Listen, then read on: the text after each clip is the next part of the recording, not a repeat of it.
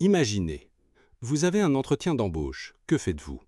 Vous choisissez soigneusement vos vêtements, vous préparez vos réponses, vous vous entraînez à sourire, à serrer la main fermement. Pendant l'entretien, vous vous tenez droit, vous pesez chaque mot, vous présentez la meilleure version de vous-même. En un mot, vous jouez un rôle. Maintenant, imaginez que cet entretien d'embauche ne se termine jamais, que chaque interaction de votre vie, un café avec un ami, un dîner de famille, une simple course à la boulangerie, est une performance, que vous êtes en permanence sur une scène de théâtre. C'est la découverte vertigineuse et géniale de notre aventurier du jour, l'un des sociologues des plus influents du XXe siècle, Erving Goffman.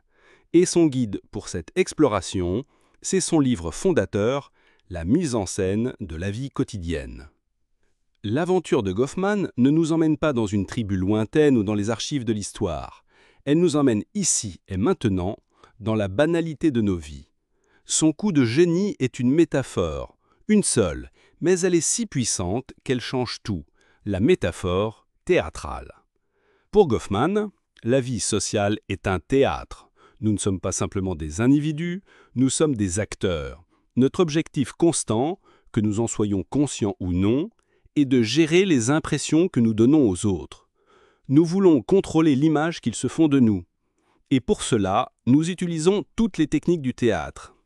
Goffman nous donne le vocabulaire pour décrire ce théâtre invisible. D'abord, il y a la scène, ou la région antérieure. C'est l'endroit où la performance a lieu.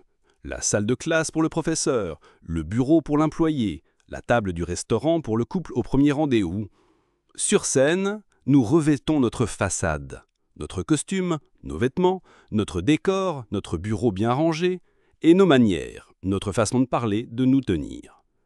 Mais tout théâtre a ses coulisses, sa région postérieure.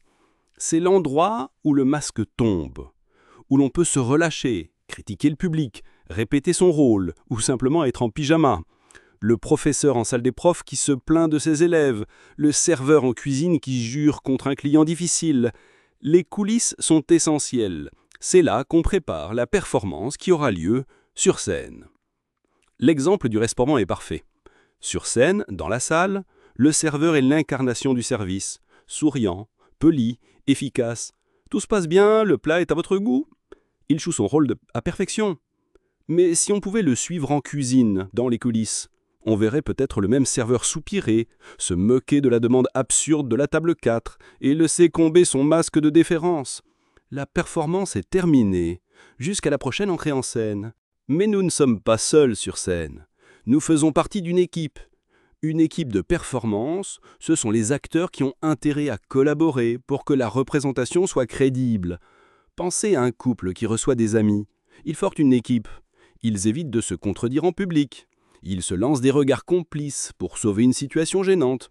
Ils protègent la définition de la situation qu'ils veulent imposer. Nous sommes un couple heureux et accueillant. Alors, une question se pose. Si nous jouons constamment des rôles, s'il y a un moi pour le travail, un moi pour les amis, un moi pour la famille, où se trouve le vrai moi? Et la réponse de Goffman est radicale et un peu troublante. Pour lui, il y a tout être rien derrière le masque. Le soi, le moi profond, n'est pas une entité cachée et authentique. Le soi est l'effet de nos performances. Nous sommes la somme des rôles que nous jouons. Notre identité n'est pas une cause, mais une conséquence de la mise en scène. L'aventure de Goffman, c'est de nous avoir donné des lunettes pour voir ce théâtre permanent. Il ne nous dit pas que nous sommes faux ou hypocrites. Il nous dit que cette performance est la condition même de la vie sociale. C'est ce balai incessant, cette collaboration tacite pour jouer nos rôles, qui fait que la société tient. Il a transformé chacun de nous en sociologue de sa propre vie. Dans notre prochain épisode, nous allons faire un bond en arrière spectaculaire. Après avoir vu la mécanique de nos interactions quotidiennes, nous allons nous demander d'où viennent les règles de ce théâtre. Nous entrerons avec Norbert Elias dans la plus grandiose des scènes, la cour du roi Soleil, pour découvrir dans son livre La société de cour comment l'étiquette de Versailles a façonné sur plusieurs siècles nos émotions et nos manières les plus intimes. D'ici là, Observez la pièce qui se joue autour de vous.